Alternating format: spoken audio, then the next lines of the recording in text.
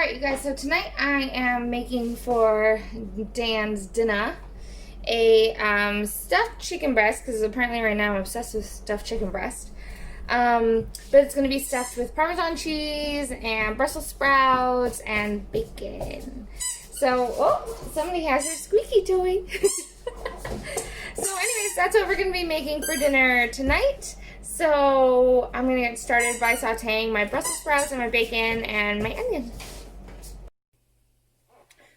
Alright, we've got our nicely washed Brussels sprouts.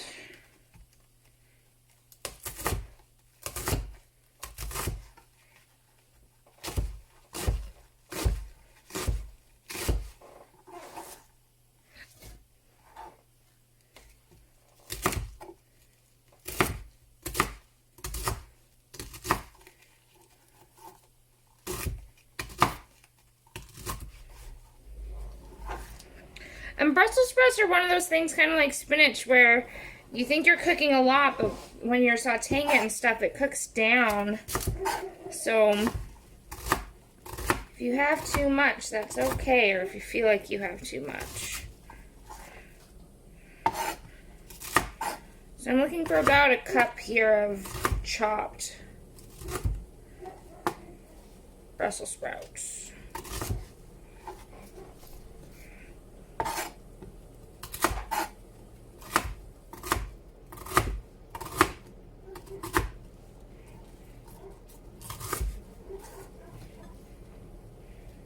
So I like to leave some pieces like kind of whole and chunky like this, and then I like to have just like that kind. So whole and chunky little strips.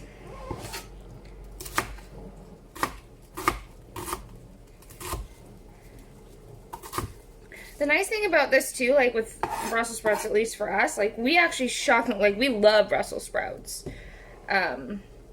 So really, you can, if you make too much and like you cook up too much, you could add it to anything else. You could add it to eggs, you could add it to like a hash, you can add it just as a side. Oh, you hear that? Move my camera. So in that pan, I have the bacon going. Just 2 pieces. We don't need a whole bunch because we're not making like a bacon heavy meal. Really, we just kind of want the fat from the bacon and the flavor from the bacon to cook the Brussels sprouts and the onions. And then we're also going to roast our chicken in that same pan for lots of flavor. Also, yes, this shirt has like cooking stuff all over it because I was making bread in it yesterday.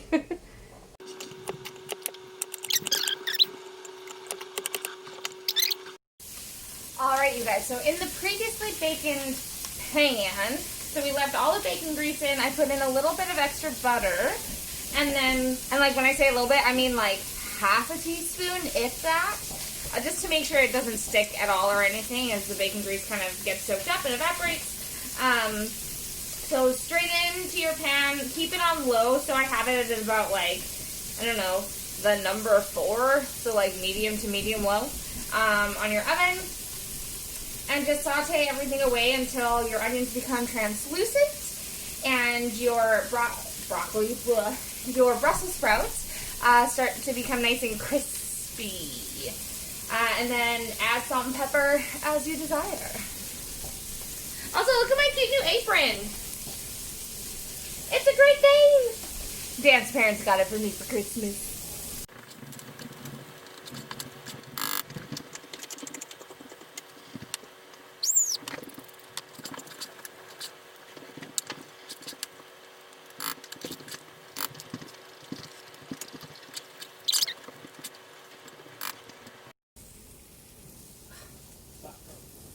Alright, so I wasn't recording when I just did what I did, but I added about 3 cloves of crushed garlic to this.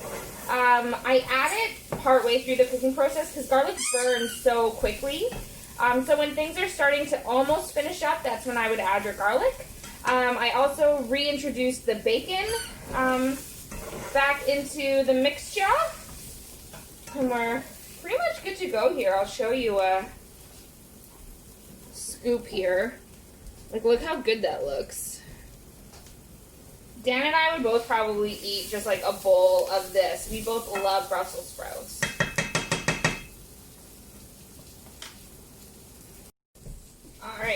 stove off. We're gonna put this back into the measuring cup.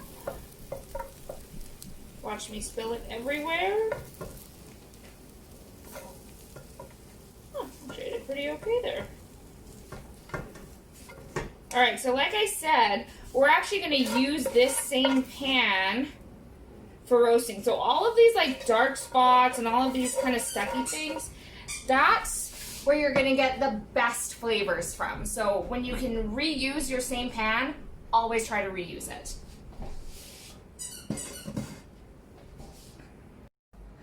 Alright, so we're going to prep our chicken. I only have one glove left, which makes me really sad. Because as you all know, I hate touching a protein. Like, I hate it. I hate it so much. It's so gross. But, yeah. So hopefully I can do this all with one covered hand. So instead of cutting my chicken, like, in half and beating it and doing the roll-up like I did last time, I'm just going to make, like, a little slice in half and, like, a little pocket here. So I'll show you guys what I did there. So I literally just sliced it in half and made a little pocket. And then I'm going to take a spoon that I obviously don't have prepared. Classic. Spoon. And I'm just going to spoon in my filling.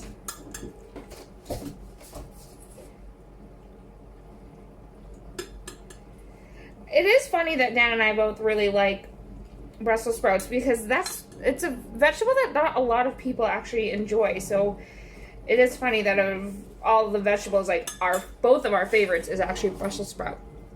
So now I'm just going to close this up like so. You jab a little toothpick in there so it stays closed.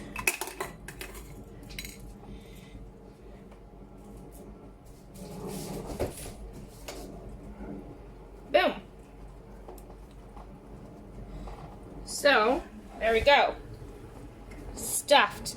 And I'll do a version that you can actually see what I'm doing instead of just my face concentrating.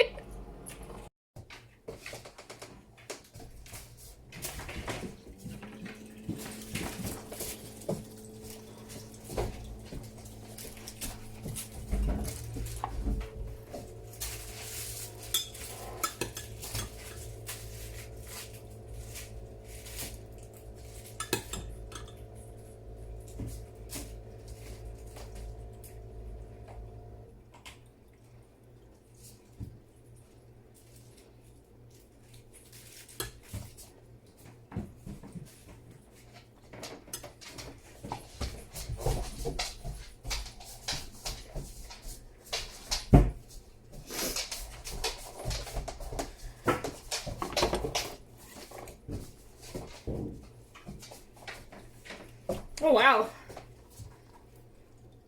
That's perfect.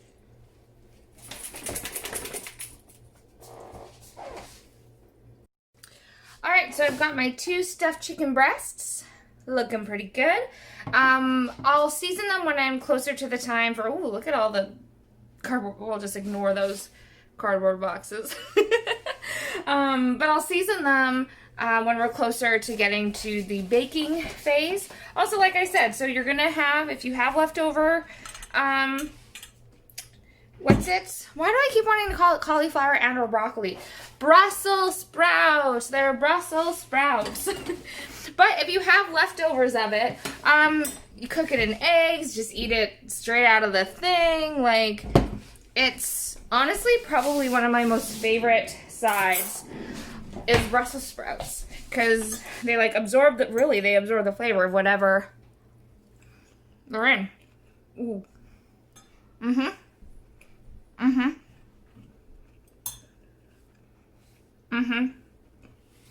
Honestly, if you have kids that don't like Brussels sprouts, or a spouse, or just somebody that doesn't like Brussels sprouts, if you cook them this way, they're gonna love them. I would even suggest making them even crispier. I should have crisped mine more, but they'd get soggy in the chicken anyways. So anywho, I'll catch up with you guys when I'm ready to put these in the oven. In the meantime, let me show you how well my herbs are doing, and I'm very excited about it. Look at that! Look how crazy they've gone. My parsley is kind of struggling here, but look, my chives are like awesome. My Thai basil is great. My dill is just like taking over the world. My thyme, thyme and dill need some space. But look, my thyme, it smells so good. And my basil was bigger, but I used it the other day in my chicken parmesan recipe. But like, there you go, you guys. I'm so excited to use all these. I actually think we're gonna use some of the dill for a little bit of a sauce tonight, so stay tuned. Literally an entire couch, and they're all just on this top bed.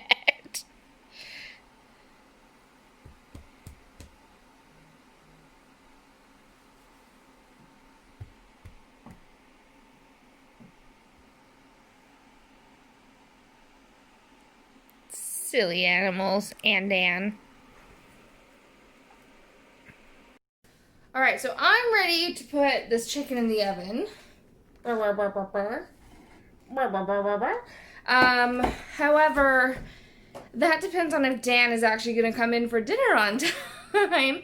So why don't we go check and see where he's at with his evening activities.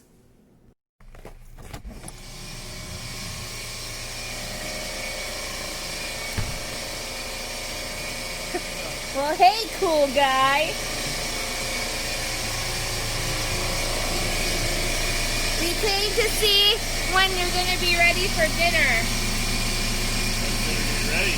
Wow, depends on when you're going to come in. Are you going to come in like an hour? Yeah. Okay. What are you doing? Ooh, there's metal in the car. Okay. Have fun.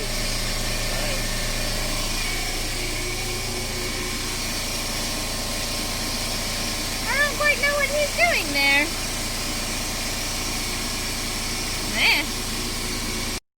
Alright, so he said an hour. It is, let's time check this. It's backwards for you, but it's 5:53. So, we'll see if he's actually in an hour. But I've got my pan from earlier. Chicken's out. We're going to season it, and we're going to put it in the pan with some chicken broth to help keep it nice and juicy. And then in the oven it goes at probably like 400 degrees for probably about like 40 minutes or so. And then once the chicken's done, we'll use that same pan to make our dill sauce to go on top. Okay, boom. So, we are going to season up, hi Steven, our chicken with my fave, Big Country garlic seasoning. Actually, I'm almost out of this. I gotta get some more. I also realized that I said I was going to put cheese in this and then I didn't, so whatever. No cheese today. Okay. And let's just very gently flip this over as to not let all the inside goodies spill out. Do the back side here. Okay. Then, oh my gosh, that took a long time to clean. to close, my goodness. Alright, so I'm just going to fill the bottom of my pan here. Just enough so the bottom's kind of coated and there's a little bit of a, I don't know, puddle for the chicken to sit in. Alright. Breast number 1. Breast number 2. That's going to help it stay nice and moist during cooking. And in the oven it goes.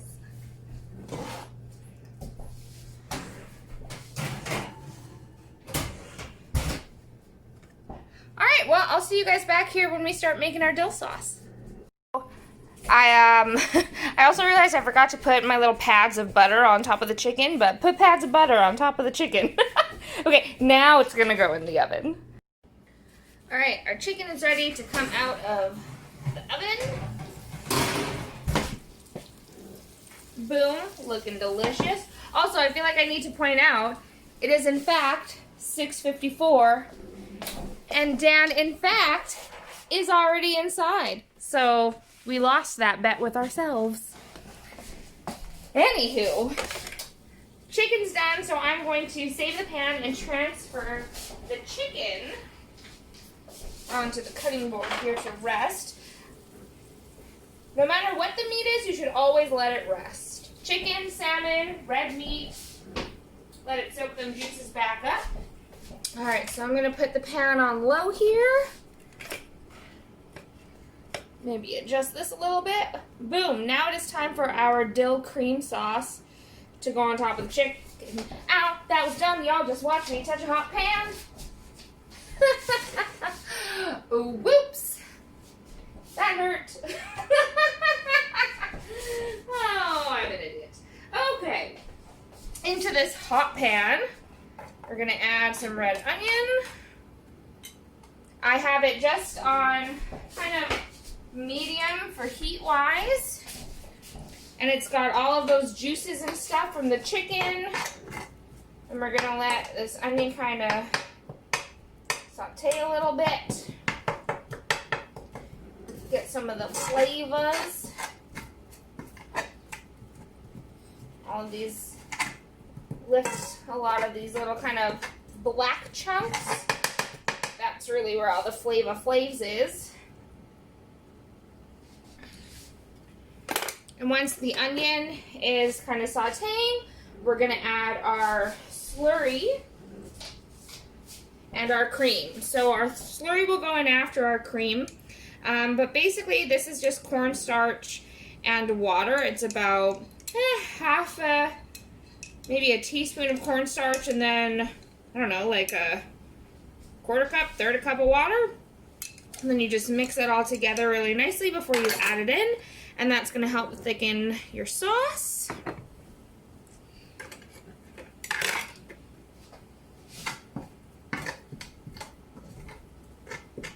And I don't want the onions like too cooked down. Like I want them to have a bit of crunch to them still.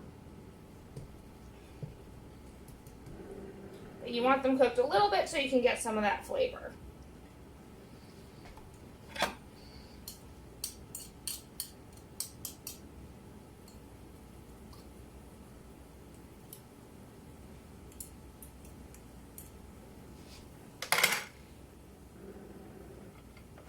Hi, Steve.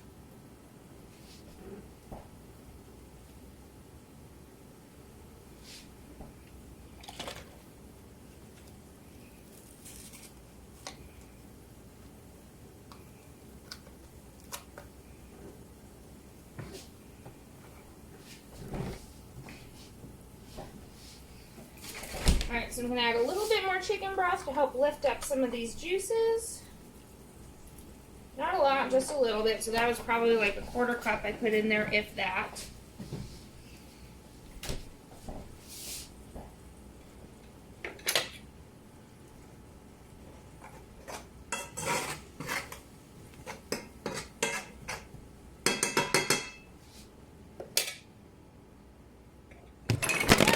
Oh my God. This is like chaos right now. I don't know what's happening, but I almost just dropped my phone into the sauce, so that's great. I promise it's gonna taste better than my portrayal of it cooking. Oy vey. Anyways, we're gonna add the cream now. So we're just gonna use some half and half here.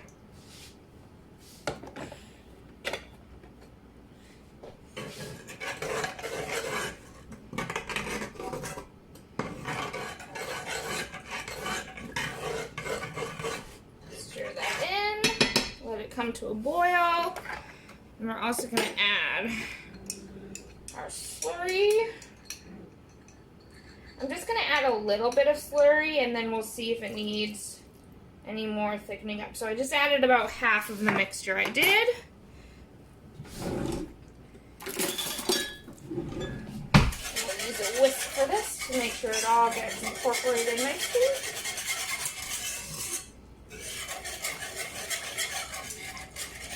And we're going to wait for that to come to a boil. Steve, you look very judgy right now. I don't appreciate the judgy look. Ah, perfect. So our sauce is starting to boil here, so we're just going to keep it stirring for a few minutes.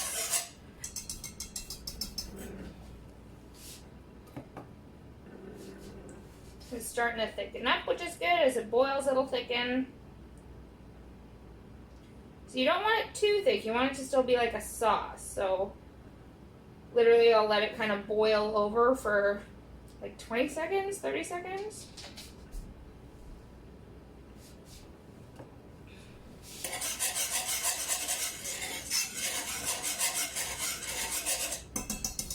Yeah, so I don't think I'm going to add any more of the slurry to it. But what I am going to do now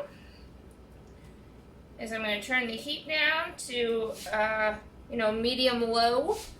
Medium-low. And I'm going to add my leftover Brussels sprouts and bacon in. And let that reheat. Stir that in there. Oh, yeah.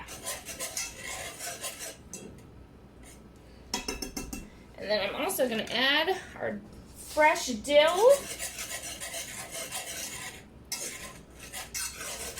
Oh my gosh. That looks so good.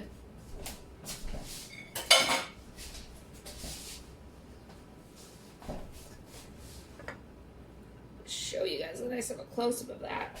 So you're going to let these all kind of incorporate for a minute or so. And then at that point, it'll be time to eat. All right, turn the stove off. We're just gonna scoop this all on top.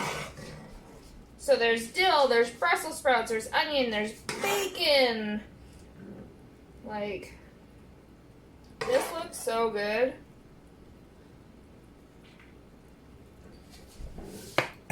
Like, okay, you guys. Look at how delicious that looks. Look at it. I'm so excited. Yay. All right, well, that's going to be it for this, episode, meal. And now Dan's going to eat it. So, cool. Thanks for hanging out.